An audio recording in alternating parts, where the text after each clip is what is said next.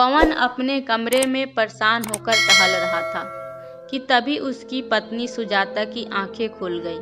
पवन को इस तरह कमरे में टहलते देखकर वो भी उठ बैठी। घड़ी की तरफ देखा तो रात के 2 बज रहे थे।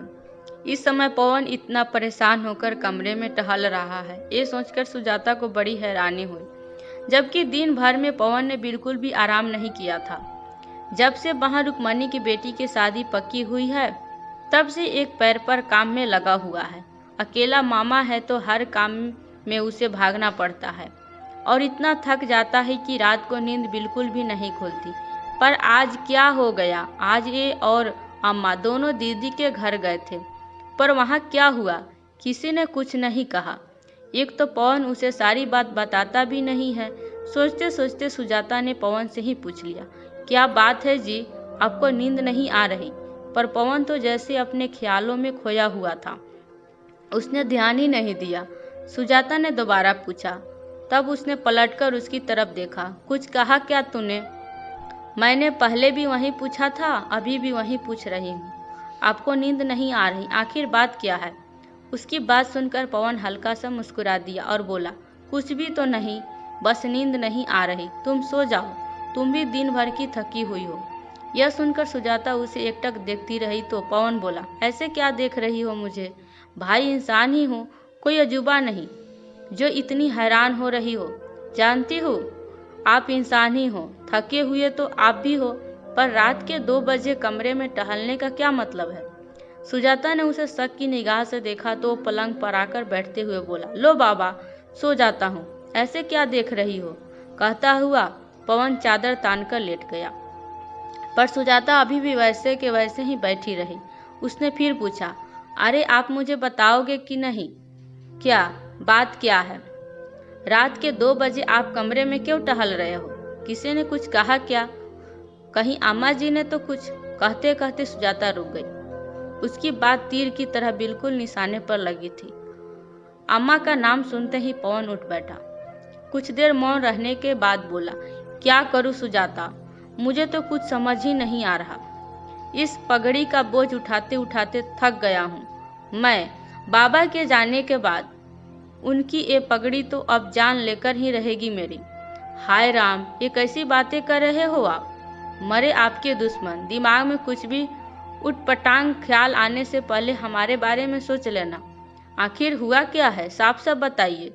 पवन की बात सुनकर सुजाता अपने सीने पर हाथ रखते हुए बोली, तुम्हें तो पता ही है, जब से रुक्मणी दीदी के नेहा की शादी पक्की हुई है, तब से हर रोज वक्त बेवक्त दुकान बढ़ाकर मुझे उनके घर जाना ही पड़ता है। अगर 1-2 दिन न जाऊं तो ओ और जीजा जी आमा से मेरी शिकायत कर देते हैं और आमा बस अपना ही राग लेकर रोना शुरू कर देती है। कहती है कि तेरे बाबा की पगड़ी तेरे माथे पर बंधी है तो जिम्मेदारी भी तेरी ही है। याद रख, बहन को ससुराल में कुछ सुनना ना पड़े। पर इससे भी मुझे परेशानी नहीं है, मैं रोज चला ही जाता हूँ। पर आज तो कहता कहता पवन रुक गया। तब सुजाता ने कहा, आज क्या हुआ? आज दीदी जीजाजी ने मायरे की लिस्ट दी है और वो भी मेरे हाथ में नहीं, अम्मा को भी साथ में बुलाकर उनके हाथों में। हाँ हाँ, तो क्या हो गया? अम्मा को लिस्ट दे दी तो मायरा तो हमें ही देना पड़ेगा, सुजाता ने कहा। तो पवन ने उसकी तरफ देखा और फिर बोला, सही कहा तुमने, मायरा तो हमें ही देना पड़ेगा, लेकिन हमारे घर की शांति तो भंग कर दी। क्यों, ऐसा क्या मांग लिया उन लोगों ने? सुजाता ने हैरान हुए उसकी तरफ देखा। अरे क्या बताऊं, लिस्ट बनाने से पहले एक बार भी नहीं सोचा कि हमारे पास इतना पैसा कहाँ है। इक्वाइन बेस मांगने के बाद उनके पूरे परिवार के कपड़े मांगे हैं। ऊपर से कहा है कि दीदी जब आरती के लिए आएगी तो सोने का गहना और 21,000 नगद थाली में रखना। यहाँ मेरे ससुराल में मेरे मायके की भी इज्जत है। हे भगवान, इतना सब मांगा है, हम कहाँ से लेकर पाएंगे इतना? आपने कुछ कहा क्यों नहीं? सुजाता बीच में ही बोल पड़ी। उसकी बात सुनकर पवन बोला, मैंने भी कहा था कि इतना सब कुछ हम कैसे कर पाएंगे, पर दीदी ने तो अम्मा को इमोशनल ब्लैकमेल करना शुरू कर दिया।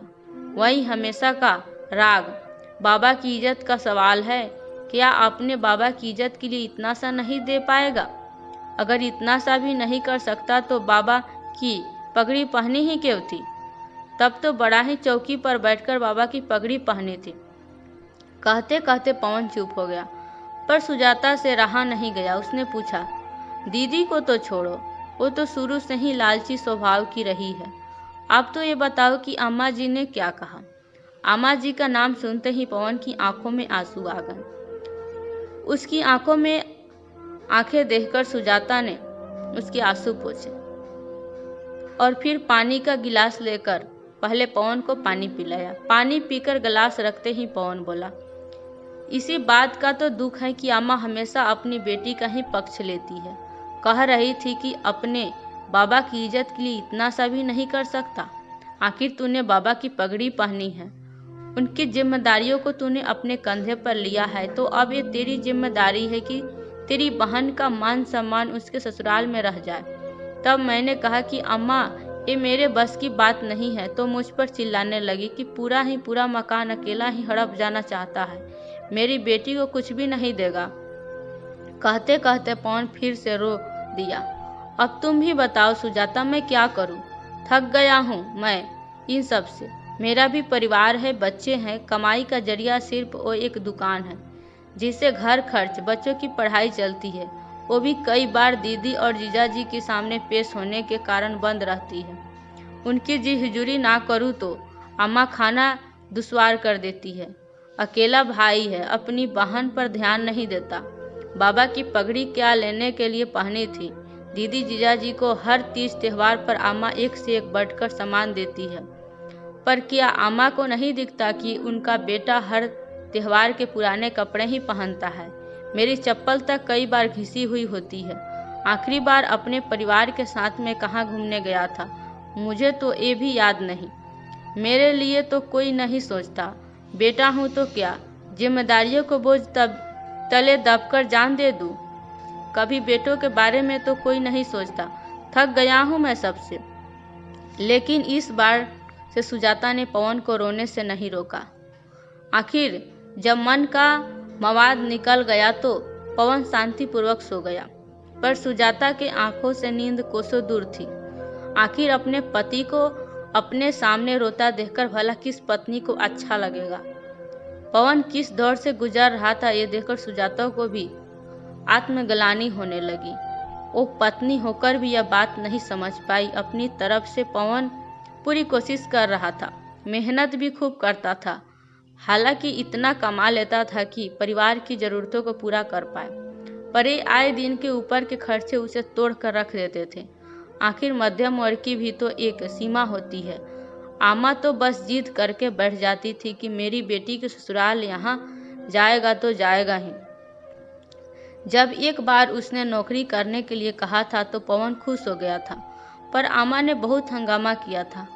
आखिर 2 दिन तक घर में हंगामा होता देखकर पवन ने सुजाता को ही नौकरी करने से मना कर दिया। पर आज पवन की हालत उससे देखी नहीं जा रही थी। आखिर पवन के पीछे ही तो इस घर में है।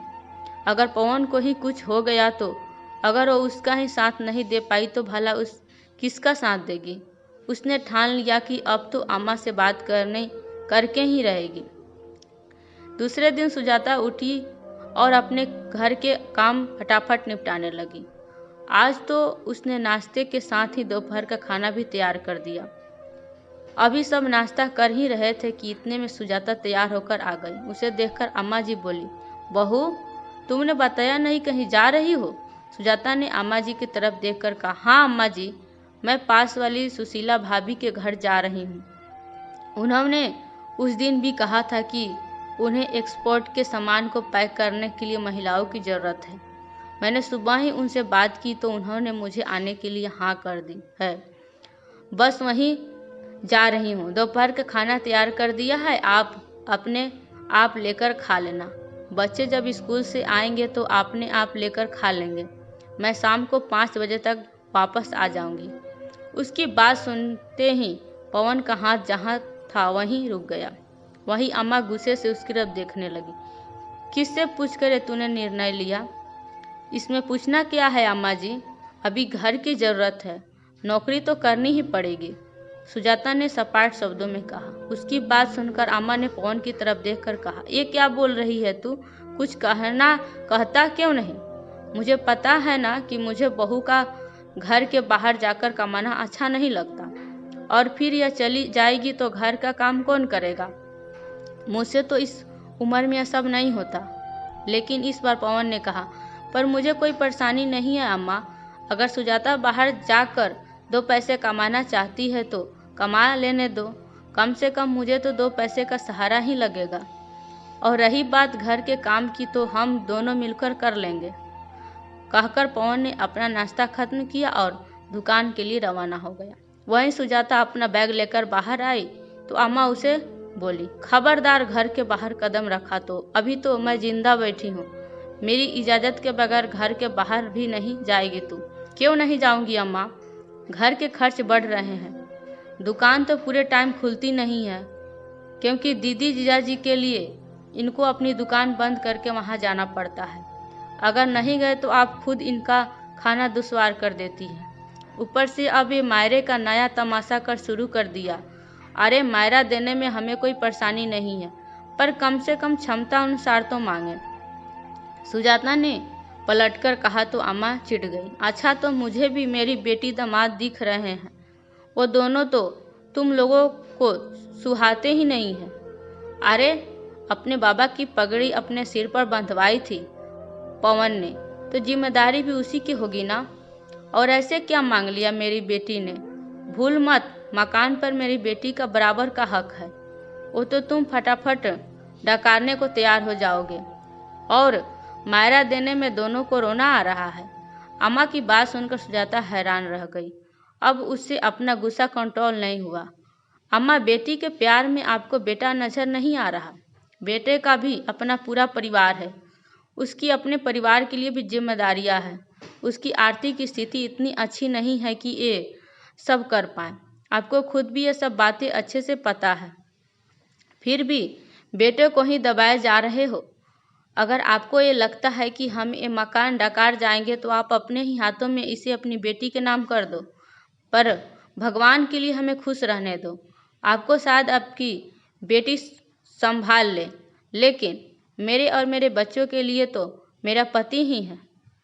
सुजाता की बात सुनकर अम्मा थोड़ा ढीला पड़ते हुए बोली, अरे बेटा, ये सब नहीं करेगा तो लोग बातें बनाएंगे। अम्मा की बात सुनकर सुजाता बोली, आपको लोगों को चिंता है अम्मा, अपने बेटे की नहीं। कल रात आपका बेटा रो दिया, उसकी हालत क्या होगी इसका अंदाज़ा आप लगाइए। अगर कल को आपके बेटे को कुछ हो गया तो आपके ये लोग नहीं आएंगे हमें संभालने के लिए। बाबा की पगड़ी पहनाकर आपने जिम्मेदारियों का बोझ तले दबा दिया है उसको। भगवान के लिए उसे भी थोड़ा सांस लेने दो। बेटा पैसे कमाने की ही मशीन नहीं है। सुजाता अम्मा के सामने हाथ जोड़ते हुए बोली और वहाँ से चली गई। अम्मा को तो अक्सर बेटी दामाद की बातों में अक्सर लगता था कि मकान के चक्कर में ही बेटे बहू सेवा कर रहे हैं, पर आज तो बहू ने भी मकान बेटे के नाम करने के लिए कह दिया। आखिर अम्मा को एहसास हो गया कि उसकी बेबुनियाद की जिद उसके बेटे पर भारी पड़ रही है। आखिर अम्मा के बेटी को फ़ोन करके कह दिया कि मायरा उनकी क्षमता अनुसार ही दिया जाएगा, ना कि बेटों के ससुराल वालों की मांग के अनुसार। आखिर उन्हें भी अपना घर देखना है। दोस्तों, कहानी कैसी लगी? यदि अच्छी लगी हो तो लाइक और कमेंट करना बिल्कुल भी मत भूलिएगा। यदि आप मेरे चैनल पर नए हैं तो सब्सक्राइब जरूर कीजिएगा। आपको कहानी सुनने के लिए बहुत बहुत धन्यवाद।